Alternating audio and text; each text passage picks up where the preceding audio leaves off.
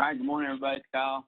Let's get rolling. We've got Coach Odom here, and we'll get Kendal on here. And once we get him, I will let everybody know. We've got a kind of a limited amount of time here with these guys today, so please be efficient with our questions. No questions about whether or not we're going to play football or this fall or not. We don't know. So if we can avoid those questions, it'll save us some time. We can spend more time on questions and answers that we do have that will help y'all. So I'm going to go ahead and mute everybody.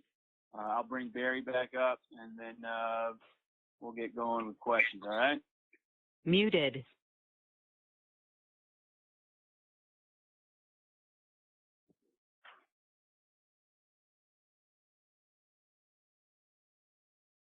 Hey, morning, guys. This is Coach Odom. I appreciate the time that you guys are allowing today and have interest in our program, and I really, I respect the job that y'all do. It's hard, I understand, and especially now these times, it's hard to continue to create and write stories, and a lot of times you guys are the voice of having an opportunity to tell the story of our program and of our student athletes, which are so important. And a number of times you've bridged the gap between the passionate fan base that the Razorbacks have and our student athletes. And there's so many great stories on this team and in this organization to tell. I'm honored to be a part of it, and so happy to be able to spend some time with you guys today. Thanks, sir. Trey, why don't you lead us off? Trey Biddy. Okay. Yeah. Hey, Coach. Hey, Trey. What's up, man? Doing good. Hope you're doing well through all this. I know you guys are going to be very multiple on defense, just kind of based on what you've done in the past. But we just kind of had some confusion back and forth on like what the base structure of this defense, basically like how to prepare a depth chart, how that would look. Is it going to be a 4-man front, a 3-man front? Grant Morgan said the other day he thinks it's going to be a 3-2-6. So what kind of base structure can we expect when you guys, I guess, face the 21 personnel? Yeah, we're going to be really multiple, and I think there's my history is more of a 4-down front. There's times that we've got to find the right personnel and what that's going to look like schematically. It will take some time through getting on the field. We're installing a lot of different stuff right now, and I think creatively, you got to be a great teacher, and you got to put your kids in position to go play fast and play with confidence, and the overall structure on what that's going to look like will be multiple. Like I said, I grew up in a 4-down defense, so to speak, but also have on the last few years, especially the time at Memphis, we were an odd stack team a number of times throughout the course of the season. So, the things that we've got to do continually, no matter what the depth chart looks like, is putting the best 11 on the field to try to put us in position to allow them to play fast, understand the scheme and schematically what we're trying to get done, but also gives us the best chance about what we're facing offensively to try to defend the number of things that you see on a given Saturday from week to week on the number of things that you see and prepare for. So we've got a lot of things in. We'll continue to base out. I don't know if we sit here and if I had to produce a depth chart today, I'd probably give you 2 or 3 depending on what we're going to be running. Okay, so if we were just putting together a depth chart, like a 4-2-5 type of look, would that be probably what you would roll out? Well, I mean, I don't, Trey, I don't mean to be difficult, but I don't, we hadn't practiced yet, so it would. Yeah. We'd have right now. And I just got off of a staff meeting, defensively with our guys, and we talked about, really 4 different fronts, and so we're, multiple would be. If we're lining out, I could give you a 4-2-5 depth chart. If you give you a 4-3, and the one I give it to you, if we don't run out there and play that the first snap, then it looks like I wasn't telling the truth. So we're going to be really multiple, and I got to do a great job on finding the best way to get the best 11 on the field. How has things been going with these meetings, and how have you guys broken it up? I know the first week it was just 2 hours, and you were doing 30 minutes a day. Is it over 4 days? Are you doing an hour a day over 4 days? It's been extended now. The NCAA allowed us to increase our time, which has been awesome. Our Coach Pittman's done such an amazing job on really. They didn't give him a handbook on how to handle this, but I mean he has provided structure, organization, and the things that he's put in play for us to be able to do. But we've gotten a lot better as an organization in the last month, and it's because of his leadership and the things that he's put in place for us to carry out and do. And then our kids, I can't give them enough credit for the way that they've responded and the attentiveness and they're hungry to learn. They've got both feet in what we're doing program wise, and it's we've adjusted and handled things. I don't know that it could have, and who knows how much longer this we've got, but they've done such a tremendous job, and it starts with the leadership of Sam, but then also goes down with the people that we have at Arkansas, the people in the Academic Resource Center, on down the line that have just in sports medicine and all the different folks that have a hand in helping our student athletes out and providing them a platform to be successful. Everybody has brought their A game, and it's been awesome. And I think we've been able to teach. We've been able to be slow and intent with the content that we're giving them in our position meetings. And then also, those guys, you can tell they've been spending time on their own in the playbook, so to speak. So I'm proud of them, but we got a long ways to go to get in position of where we need to be on, whenever this ends, back to quote unquote normal. The things that we do between now and then, we just got to make sure that we're ready when that time comes, and that whenever we can hit the field, that we're ready to go with the install and how we're going to go practice and the habits and all the things that our kids have stayed up on. They've done a tremendous job.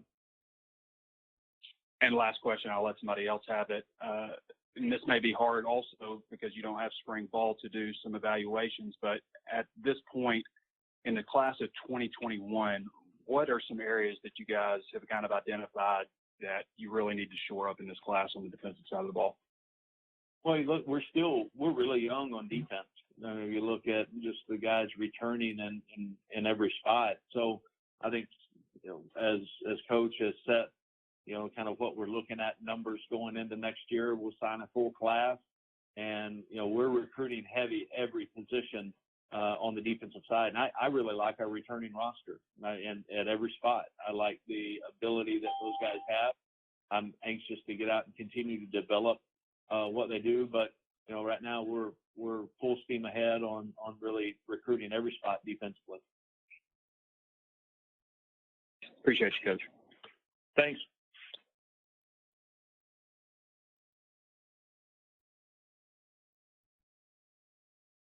We've got Coach Briles too now.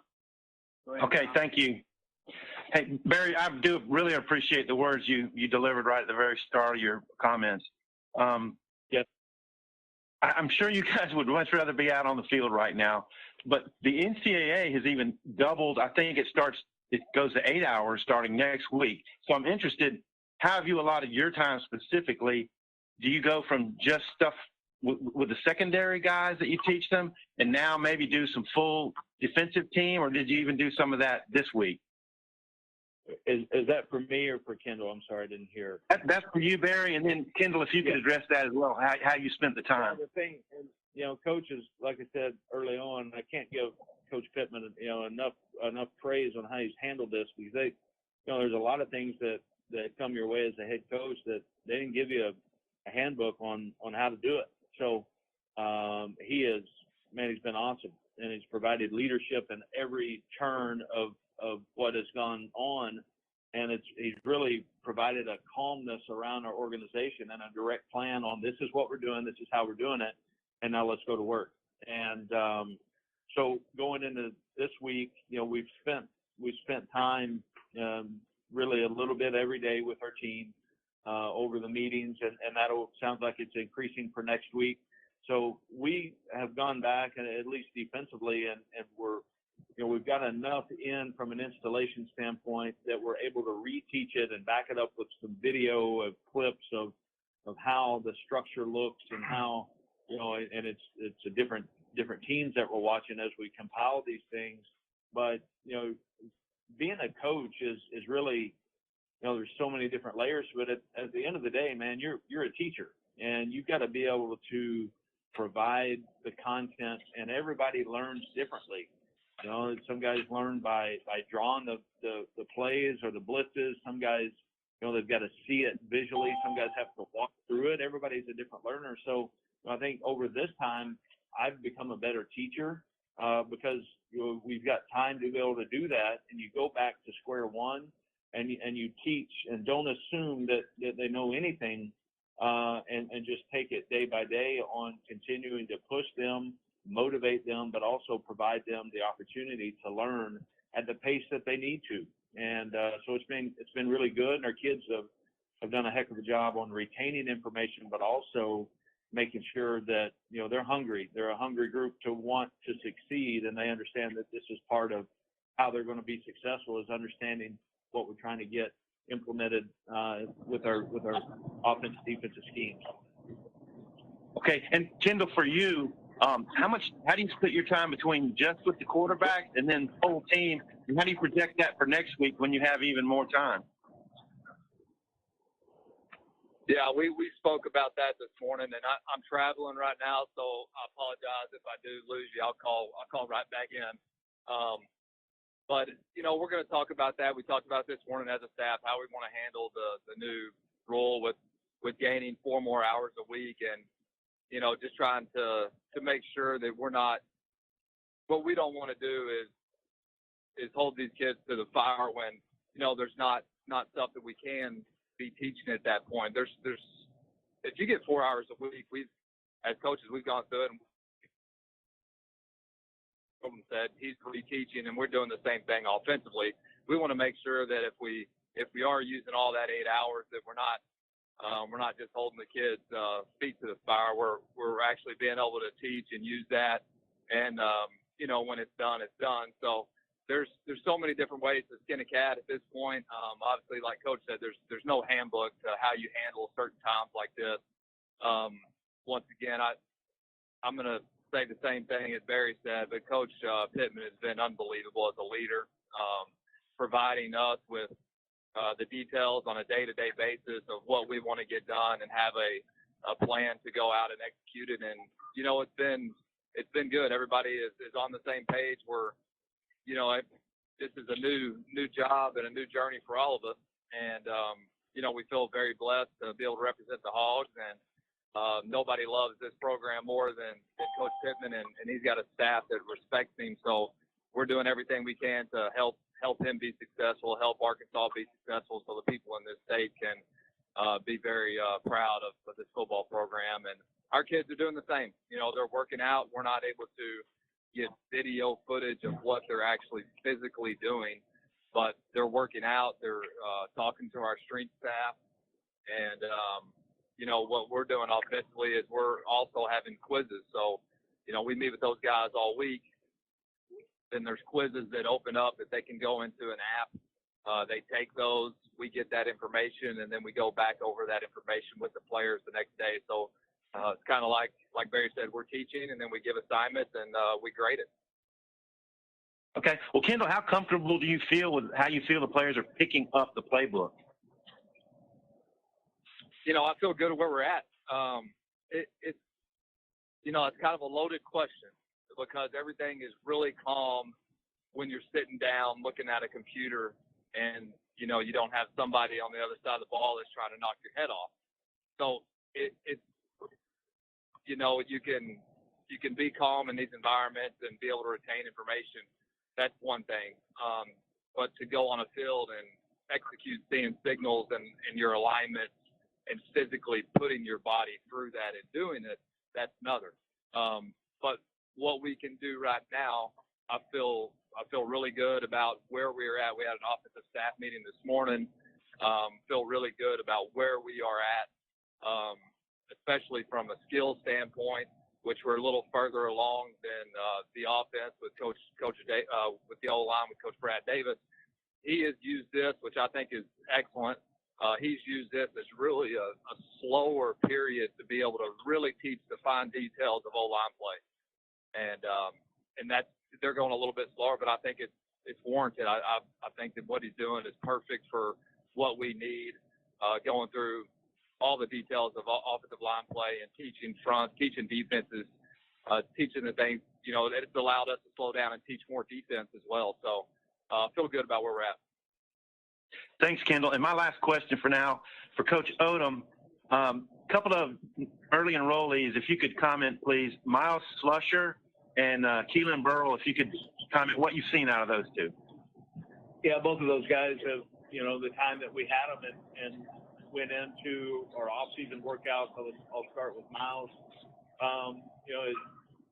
He's developed his skill set. He also is mature and he's got a great competitive spirit. His football IQ is really, I'm impressed with that. He's had great coaching there at Broken Arrow High School. You can tell that he's very advanced in his thoughts and understanding of coverage. He's done a tremendous job in the classroom academically, and that's hard to do. Mid-year guys, a lot of times, their buddies are talking about going to the prom, and they're in the middle of a biology exam and morning conditioning, and both of those guys have done a really good job. But I've been more direct with Miles just because he plays the position I coach. He's worked extremely hard in the weight room. He's added weight, really good weight, and it's been so excited about having him in the program. And Keelan is continuing to develop, and a number of the things, the adjustment phase of getting from going in the high school to a mid-year grad to living on your own in the dorm, some of those things, it's an adjustment phase for everybody. But I'm so happy that we've got both of them, and they're going to be a step ahead when we start back in wherever or whenever they give us the word. They're going to be a step ahead.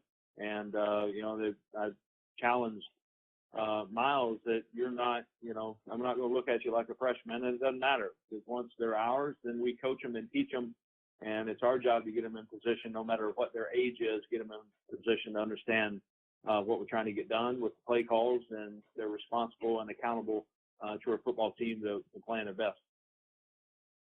Thanks, man. Passing the mic. Appreciate it. Yep. Matt Jones.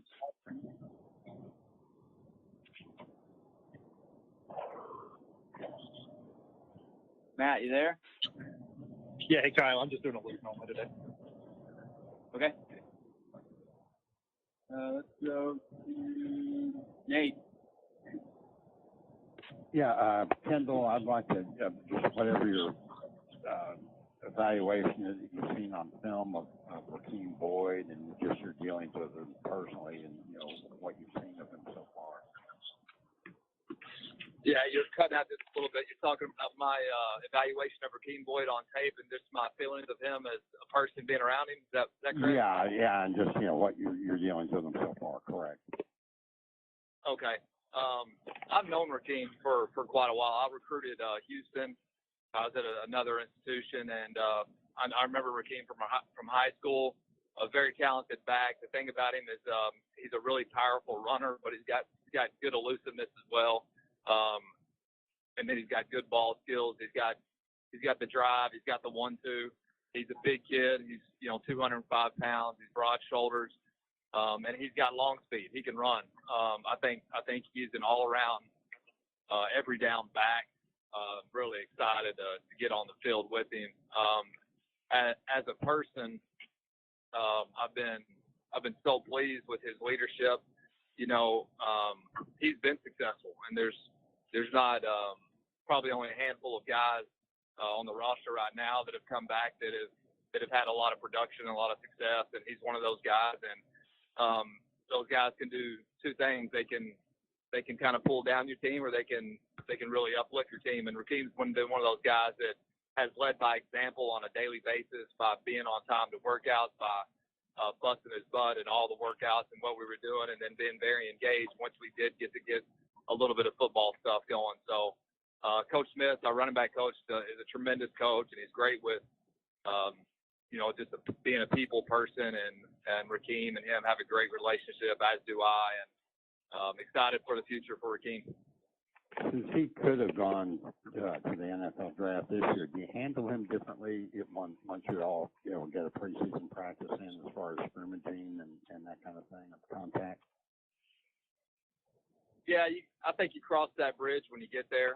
I know going into spring ball, we had talked about he's definitely not one of those guys that we need to beat up.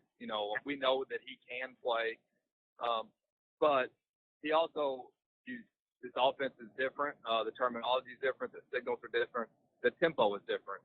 And Rakeem, he's going to be one of those guys that we're going to have to hold him back if we do get to the point where we feel really comfortable about him and his knowledge and his awareness of what's going on with what we're trying to get done offensively. So he's definitely going to be a guy that he's going to want to be full speed ahead.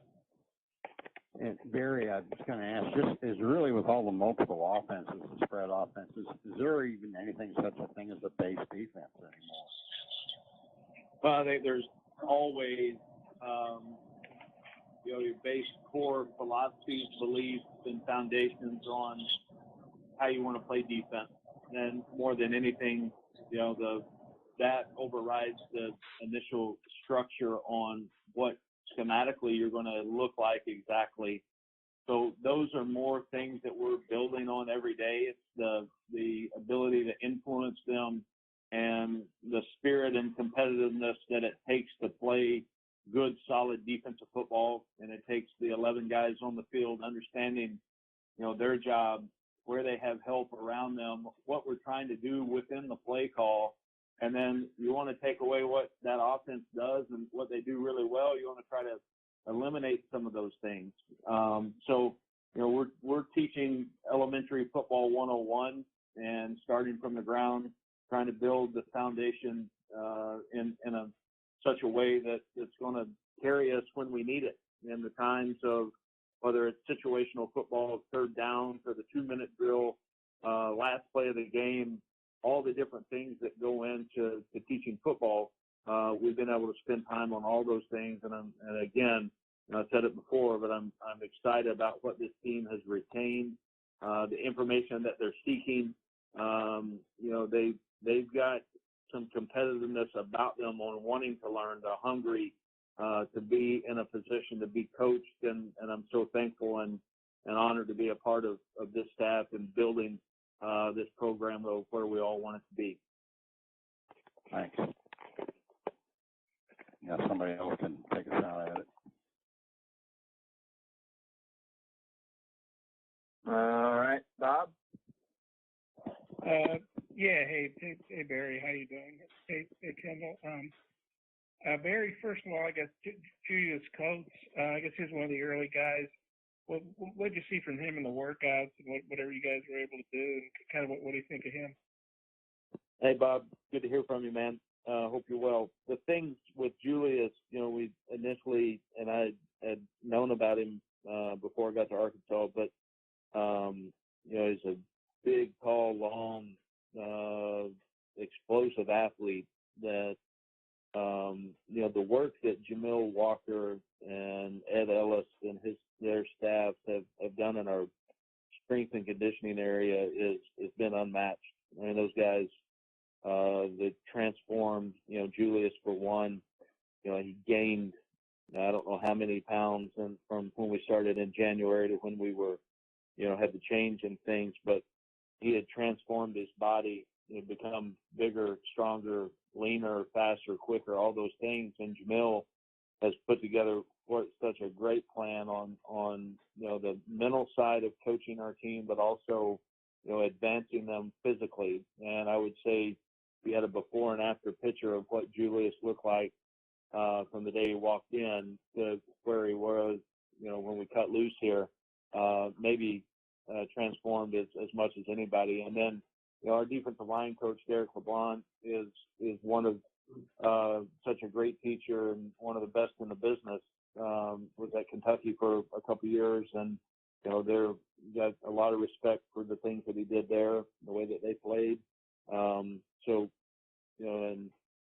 looking at Derek having a chance to influence those guys on the defensive line, and Julius specifically, since you asked about him, just continuing to teach them and bring them along. Derek's done a great job with the group, and again, like Kendal said, and I think we've said a number of times, just anxious to get them back and kind of see once we get out on the field where guys stack up, and we're going to count on Julius being a major factor for us, and the reason we recruited him, and he's done a terrific job on developing his skill sets since he's been on campus. With his physical transformation, what do you like about his skill sets that he could bring for you guys? Well, I think he provides, an opportunity to be an every down guy at the defensive end position. I think, the things you saw him movement-wise, he's going to be able to provide a presence of having an opportunity to pressure the quarterback. He's long. He's got good speed, good initial quickness. He plays with good pad level as far as just seeing him move in the drills. So you can kind of tell some physical attributes that he has, and I think all of those came to my mind on watching him going through some of our morning conditioning. Change of direction, the way that he was able to put his foot in the ground and change and bend directions. Really excited about what he can do for us. And then, Kendall, I wanted to ask you about Blaine Toll moving over to tight end. I guess, did you have to wrestle there for him? Kind of, what led to that decision? And based on what you can see from him, how do you feel about him at tight end and what he can bring to you guys? I'm sorry. Was that for me? Yeah, Kendall. Yeah, could you repeat it? I'm sorry, you cut out on me. That's okay. I apologize. Just wondered about Blaine Toll's move from DN to tight end. What do you like about his skill set there? What do you think he can bring to you guys as a tight end? Blaine is an extremely gifted athlete. He's a big, strong, fast twitch player who loves playing football. And when we first kind of threw that around during February when we were getting ready for spring ball, there was more of a need for our football team at him at the tight end position, and obviously it involved the entire staff. And we asked Blaine and left it up to him, and he said he's more than willing to do anything football team, which I can't tell you how much we appreciate his coaches and his family being involved as well with that. So Coach Cooper started coaching him and getting him going, and feel really good about Blaine and what his role is going to be this year as a freshman. I don't think there's any doubt that he'll play somewhere for our football team, and he'll help our football team because of his work ethic and the way that he trains. And you put that together with talent, and you got somebody that can really play well for you on Saturdays. And then this is for Kendall as well. But Darren Turner, what have you seen from him, and how big was it? I guess because he committed, then he was waiting to see what happened with the coaching change, and then he signed with you guys again. How big was that to retain Darren on your commitment list, and what do you think of him as a player and his skill set? Yeah, Darren's a big skilled guy. Coach Stepp did a tremendous job with him. I was not really involved with that recruiting process. Coach Stepp had that pretty much licked by the time I got here, and Darren and his family are great people. Got a chance to be around them. Darren's worked hard. He's one of those kids that I think this is the first time that he's ever worked in a strength and conditioning environment like the one that we have, which I think is second to none. And you could ask him, it got after him a little bit early, but I think he was really starting to change his body. You could tell that he was losing a little bit of that baby fat, and he was starting to look like a man. And I think he's got a tremendous future. He's got a lot of bounce in his legs, and he, was really pleased with the way he's been working hard. And then just talking with Coach Steph, he's done a really nice job with all these meetings and retaining information as well. Okay, I had a few more questions, but I'll turn it back over to Kyle for the rotation or whatever. Thanks, Bob. Kelly Stacy. I have kind of an off-the-wall question for Coach Odom. I spoke with Sam last week, and he mentioned that the two of you go on daily walks and you kind of become his trainer. How did that come about? And what are some of those conversations like whenever you two go on your walks? Tell the truth, Barry. Yeah, you know what? I try to be a really good listener, and there's times I know when it's time for me to talk, and then other times, you know what, he's not real interested in what I think. It's just, I think it's important, and everybody in a leadership opportunity, it's good to have maybe somebody you trust and bounce some things off of. And there's also times that it's dead silent, and he doesn't want to talk, and I don't think he wants to listen. So I'm good at playing off of that, and I don't know, more than anything, maybe it's just a small mental break on above everything else. But you check this out. I'm not going to speak for Coach. I like to eat, and so I better do something, some sort of physical activity. And right now it's been an opportunity. It's always, you get a chance to be around different people and a different staff, and it's one of the greatest. Arkansas's got so many tremendous things at the university and Northwest Arkansas, the entire state. But man, the people that Coach was able to put together on the staff, it's just such a great group of guys and teachers and leaders. And that starts with the direction of Hunter and then Sam, putting together a staff in this organization of the football program. I'm honored to be a part of it. He said that he really likes to come to you for advice, especially during that time that you each carve out every day to kind of hang out with each other. What's it like just knowing that he puts that much trust and faith in your opinion, that he wants, your input on things? Well, I think, that he is in our staff meetings. I mean, he asks questions. It's not ever just a one-sided conversation. I mean, he opens it up for the floor. He takes all the information that he can from all of us. And I think that's what, good leaders do. You make sure that you surround yourself with really good people and you trust them. And then there's times that you want their opinion and influence, but then there's also times in that chair that, you don't got to, it comes down to sometimes you and only you are the only one that can make that decision.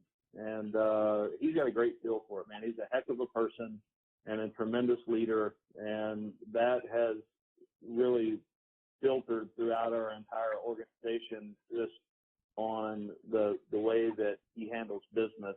And he has done such a great job in this short time on providing leadership, on giving us structure on what it's going to look like, the plan of how we're going to go get it done, and then having confidence and showing us the reasons why it's going to take place. We also look at, we all learn from our experiences, whether they're tremendous experiences or they're setbacks. We all always learn from that, and I'm vulnerable enough and have been vulnerable enough to open up. And I did a lot of really, really good things in my staff at my previous job.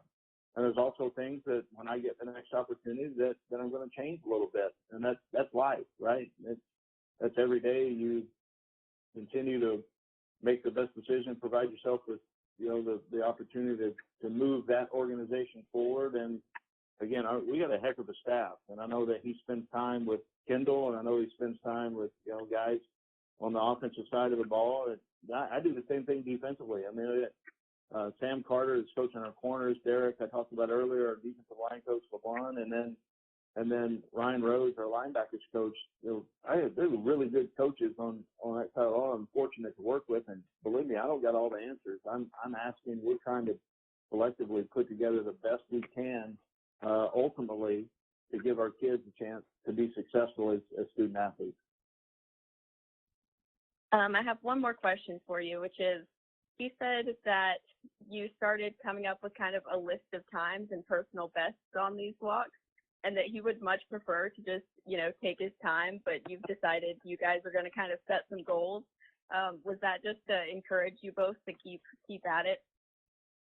Well, I think he was the one that started that. He's the one that holds the stopwatch, and every day when we finish it, he looks at it, and, we either made the medal stand or we didn't. We were up in the stands already eating nachos, watching those that get the award. So both got a little competitiveness to us, and you got to find ways to challenge in every area, and that's one of them.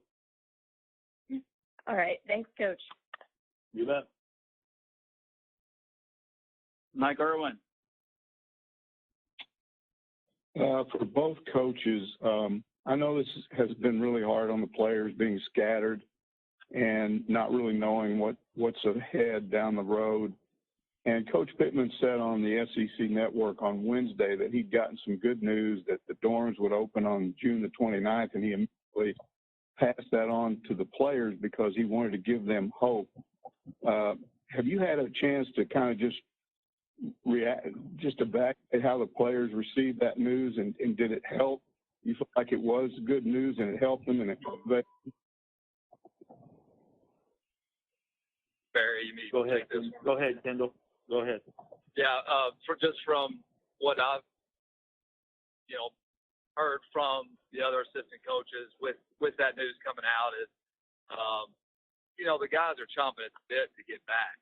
I think the first week or two, it might have had a little bit of newness to it and a little bit of excitement, like, hey, we're getting to go home. And then they realized after about 7 days not being structured and having the environment that we've created here, Coach Pittman's created here, that they want to be back. And so to have that news, being able to shoot it to them, I think did give them some hope.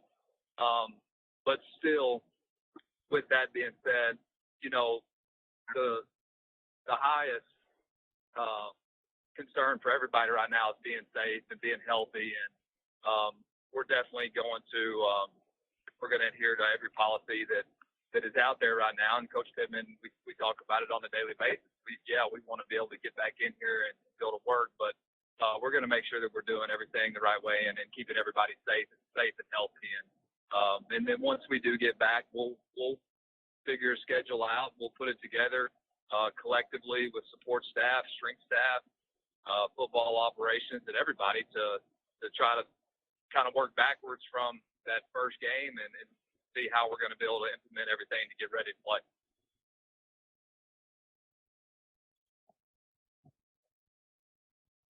Okay, for Coach Odom, I guess one of the most concerning things to fans over the last couple of years has been these gouge plays on defense. Not so much all teams get beat through the air, but there were all these long runs on the ground. Kentucky game, mid-major teams, running backs from mid-majors going 50, 60, 70 yards. In your kind of planning for the kind of defense that you want to put on the field, have you been influenced by that? Try to figure out a way to stop that? I think there's a number of things, and I'm not speaking about anything that has happened before I got there at Arkansas defensively. I'm just looking at how structurally the standards of playing good defense. There's a couple of elements that go into that. And one is the ability to contain and stop the run. Another would be not giving up explosive plays. You can play really good defense. Say you play 75 snaps of defense, you can play really good defense for, 68 of those 75 plays. But then on those 7 remaining plays, if you give up, chunk yardage or explosive plays, then it's not a very good day. So you've got, and it's not just on the defensive line or it's not just on the secondary. It's all collectively together. And, it's going to be an effort-based defense that plays with tremendous speed. And those things, if you get and train and have the habits of playing collectively together, but also you're playing hard and you're understanding your assignment. The other side's got scholarships too. I mean, we're facing some pretty good players.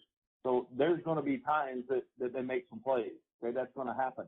But also, let's eliminate big plays. Structurally, let's make sure that we're sound and we understand, our responsibility, doing our job every snap.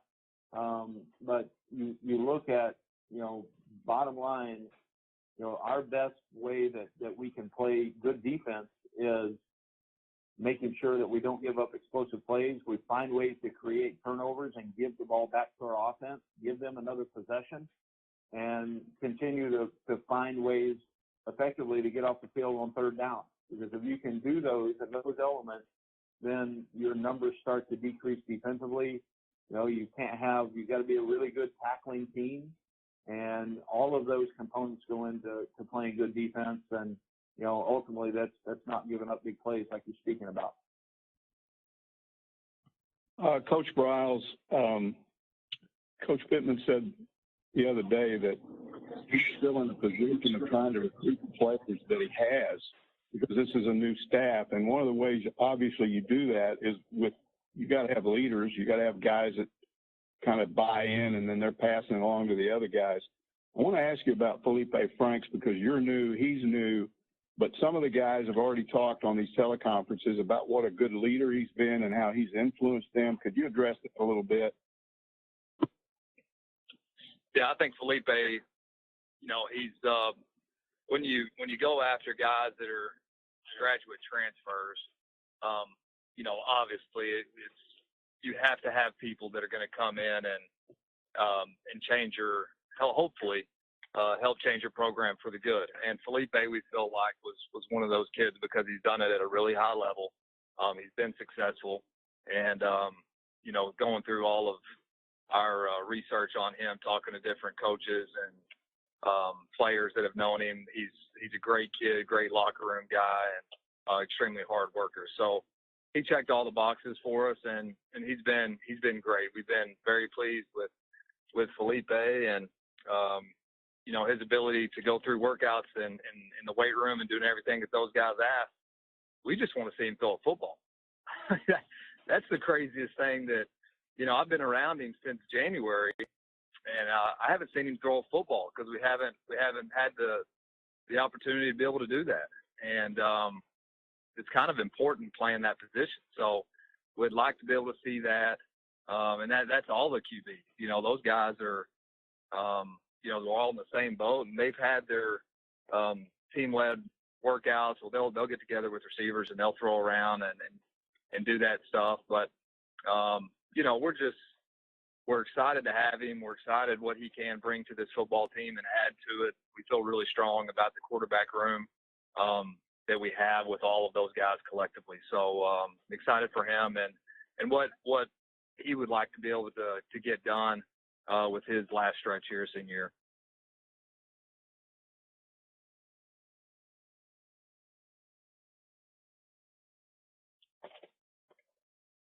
Dudley.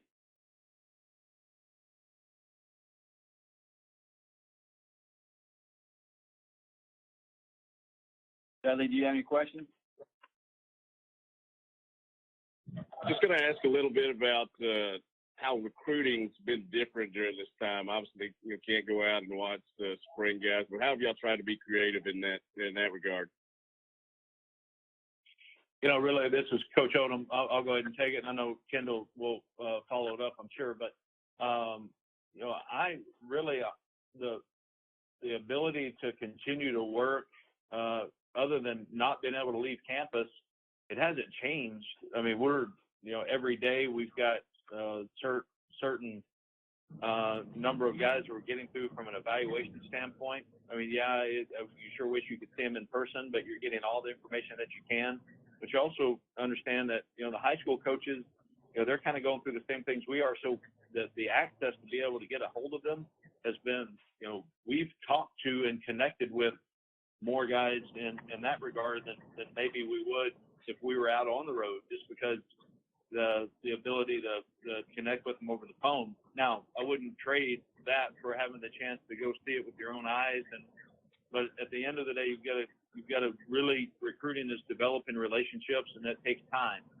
And then over time of developing that relationship, the word trust comes about. And guys understand once that we get their kid in our program, in our organization, they're going to be their best. They're going to graduate from college, and they're going to have great success at the University of Arkansas. So those things that we're talking about, we'll be anxious to get another group of guys when we get the chance, when things open back up, to get them back on campus, to be able to see the facilities, to be able to, you show those things virtually, but there's also, there's not much quite like being there in person. And, so we've adjusted like you would expect us to do. And I think our staff's done a heck of a job. And again, it's led by Sam and the job and the emphasis that he's put on recruiting, this on the evaluation of prospects, the communication with high school coaches, the communication with prospective student athletes and their families. I mean, we've done a really good job as a staff. We got to keep pushing, because that's, before we know it, things will be open back up, I hope, and we'll have a chance to get these kids back on campus. Yeah, just to add to what Barry's already stated, I mean, it hasn't changed a ton. I will add two things. I think, obviously, Coach Pittman, it's been his leadership, but I think our recruiting department has really stepped up. And those people, for them, they're working harder now than they ever have, because, recruiting it's not about all you can do. You still have meetings and there's things that you can get done, but recruiting has been ramped up. And I think our recruiting department has done a tremendous job of getting guys in front of coaches to be evaluated, high school coaches sending out numbers to talk to different guys that they may have. So those guys have done a tremendous job. I think one of the things that has kind of changed for this spring, I don't want to say that it's unfortunate for some, but it does change the game for some of the kids that are on the bubble, as far as you really like their tape.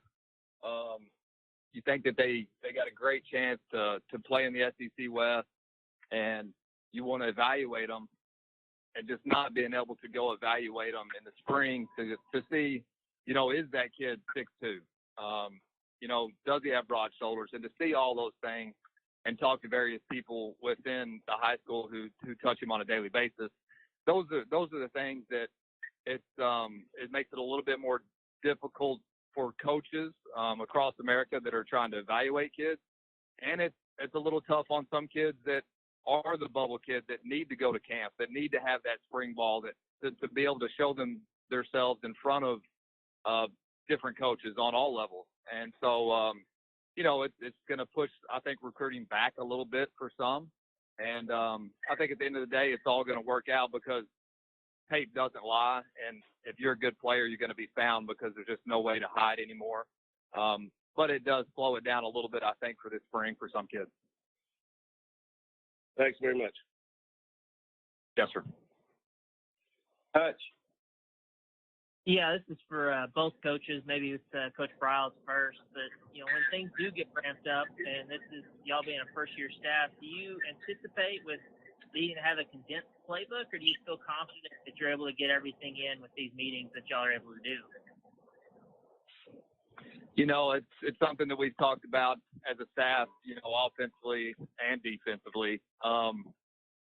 Without being on the grass with our kids, we can install the whole playbook. We got enough time. We can get that done. But can we execute it? You really don't know exactly what you're good at, what maybe you're not so good at. So I think there's an evaluation period. Yeah, we're going to teach a lot, and our guys are going to know a lot of what we're going to be doing this year. And you're always changing. You're going to take off. You're going to add. But our guys will have a lot of knowledge when we come back together and we get going. And then it's when you get on the grass, what are you good at? And what do you have time to rep? Because, you can stay out there. One thing I do know about Coach Pittman is he's going to take care of our football players, which I am fully on board with. I agree with him 100% on his philosophy with not staying out there on the field forever and wearing them out. But, you know, you're going to be out there for 2 hours. What all can you get repped and get good at against a bunch of different looks that you could see? So you got to be mindful of the players and what they can execute and not try to put too much on them. And you got to be good at some things. So I think that's a balance that once you get into it, then you trust your instinct and you trust your coaches, because we got such a tremendous coaching staff, not just the full-time guys, but our support staff as well. And you try to make the best decisions to give you a chance to be successful. I think Coach Odom, you maybe have a thought on that as well.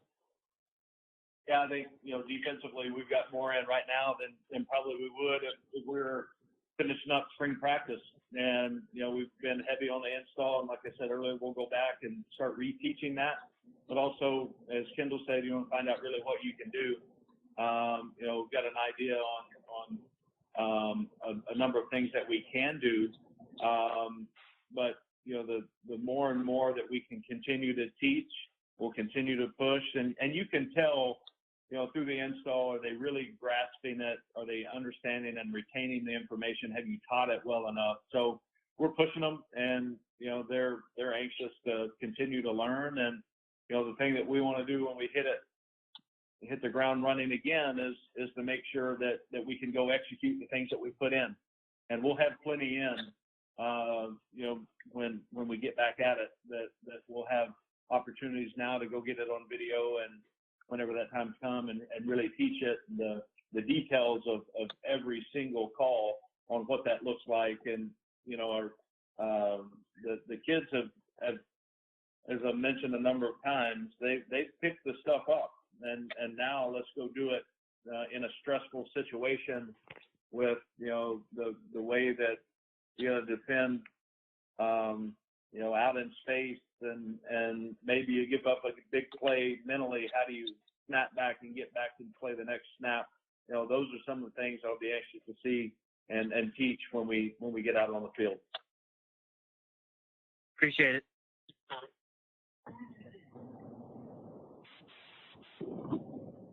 All right, we're going to start trying to wrap this up.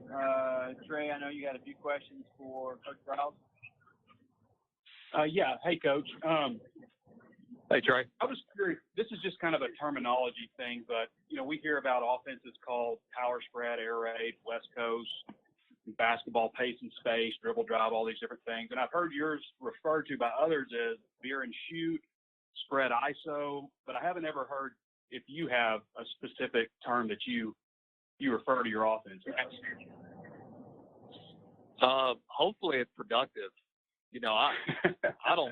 I really don't care what you call the offense. I've been called probably a lot worse, but I want us to be productive. Hopefully we're multiple, we're tempo, we're spread, and we want to run the football. And at the end of the day, it's our job to not, coin an offense and say this is what we're going to do. I think our job as coaches and any coach is to take your best people and find what they do best and put them in high percentage situations so they can be successful and not ask guys who maybe can't do something as well to do that. So that's, once you get down to, you have your core things, what you're going to be doing. Once you get down to being able to practice and being on the field and see how guys learn, how, maybe there's a kid that's great in 7-on-7, but when you put on pads, maybe he's not so great. There's a lot of variables involved, and it's on us as an entire coaching staff to figure out what we do best. And whatever the amount of time is, we'll be ready to go whenever we tee it up. Coach, what you did at FAU, when you look at the offense before, while you were there, and then after you left, same thing at Houston. It's just undeniable how much of an uptick that you guys had in major categories, whether it's points or yards or whatever. And I'm just curious, at FSU, was was that just a situation where it was going to take some more time, or what do you think are the reasons behind why things were a little slower going there? You know, we've had good players at all places.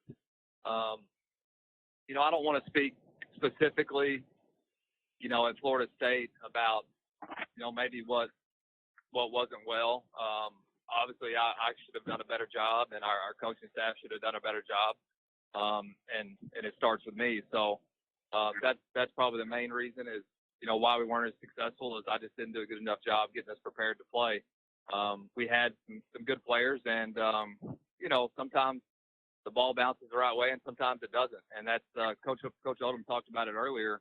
You learn from all situations that you're in, whether it's highly successful or whether it is something that does make you think about, did I do that the right way? And what it does, it makes you a better coach, makes you a better person, and it really helps you mature and grow wiser in this profession. So I'm better now than I was then. And Coach, I know you can't comment specifically on quarterbacks, but I'm just interested in what goes into evaluating quarterback. I mean, obviously there's size, arm strength, accuracy, numbers, but there's all these intangibles with quarterbacks that are just so hard to measure. It seems like it's such a tough evaluation. Is there something that you do, a way you go about to maybe help you better identify what quarterbacks are going to be successful in college? Yeah, there's, like you said, there's an incredible amount of variables and things that come into play whenever you're talking about taking a quarterback or evaluating a quarterback. The main thing you want is a winner. You know, I don't care how ugly it looks, if their form is, you know, Joe Montana. That doesn't matter to me. Is production. Does the guy produce? Does he manage the game? Does he protect the football? Is he knowledgeable? Does he have answers for why he did what he did? You know, all those things. And then obviously you got to have some talent. You want a guy that, for us and what we like to do, we like to have a guy that's mobile. That, you know, Barry will tell you all day long. I'm sure that he hates it when he's got every person covered on the field, and the guy takes off for 12 and gets the first down. I mean, that's the type of playmaker that can win you football games. And if you have a guy that can make plays with his feet, usually you have an opportunity to be in every game. And we always like to have a guy that can make plays with his feet, just because he makes me look smart, makes us look smart offensively. You know, God bless those kids with being able to get out of bad situations, and they can do that. So we always like to have a guy that can make plays with his feet. And then leadership is a huge deal in competitiveness. You got to have a quarterback that is a good leader on and off the field that guys are going to respect, not just for what they say, but what they do, because that your actions speak a lot louder than your words.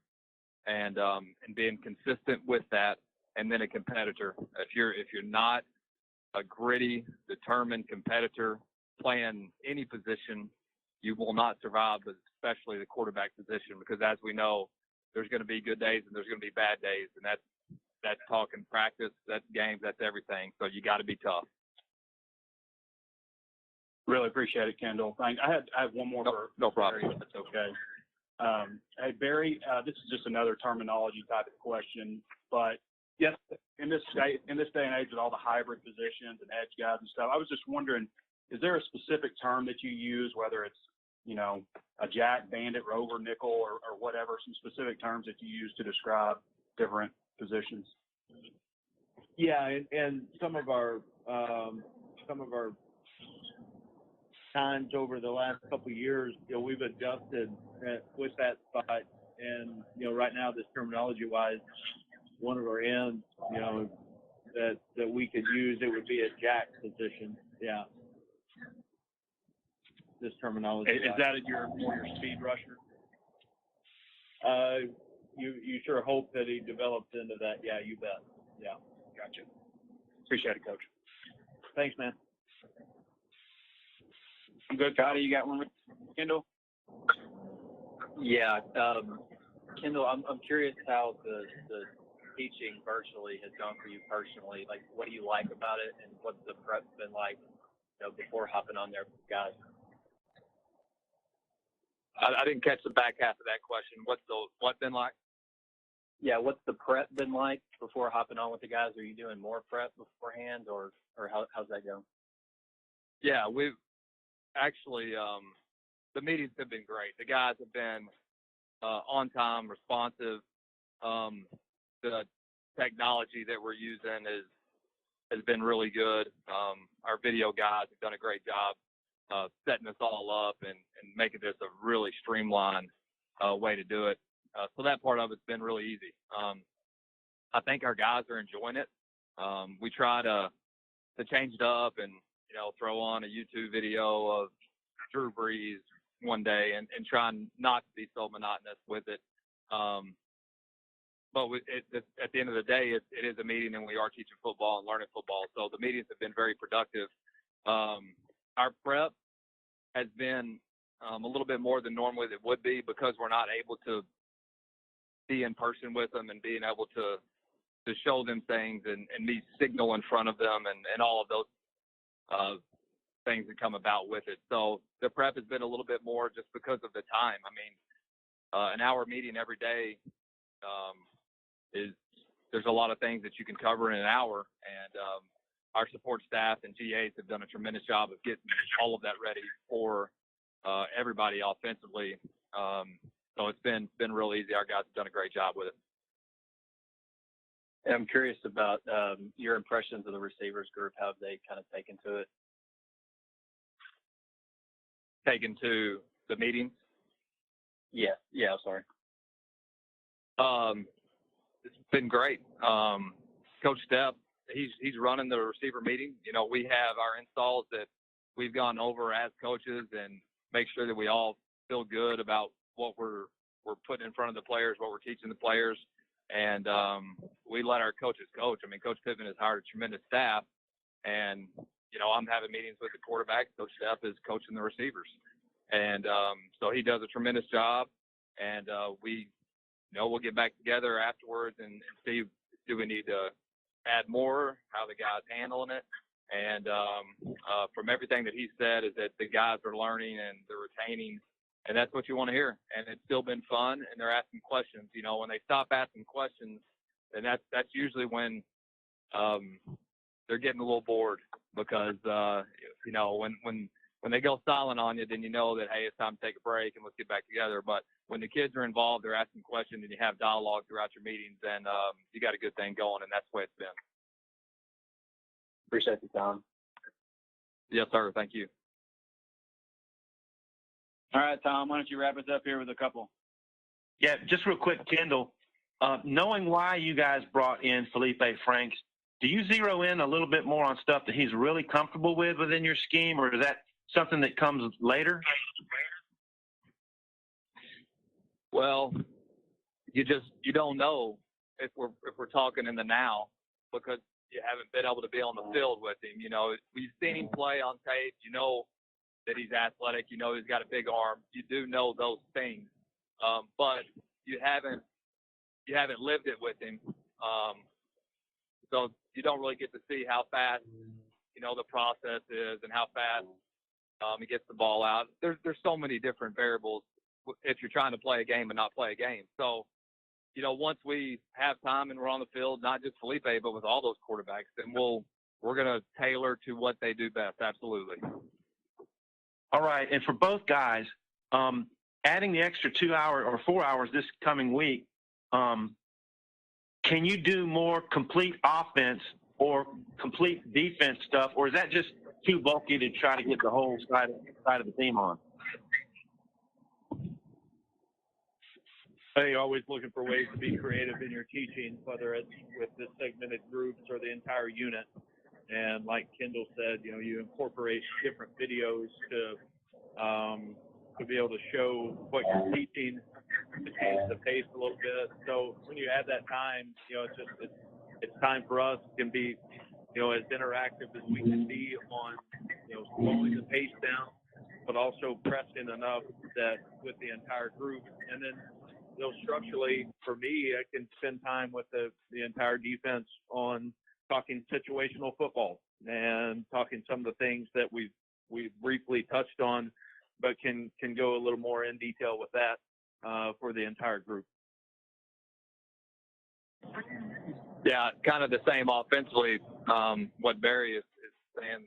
One of the things that we're planning on doing with that extra time is being able to meet as a unit, and it gives you more time than you would normally have, but really talk about not just us offensively and what we're doing, but really talk about defenses and show different defenses and why they're doing what they're doing, and show those pictures and those alignments and showing what we're calling certain blitzes. So whenever we're on the sideline and we're in game adjustments, we're talking about what happened, that we know what nickel field stab is and the guys know what that is. So kind of slowing that process down as much as you can, and really talking defense and teaching the guys defense, because you can never assume anything.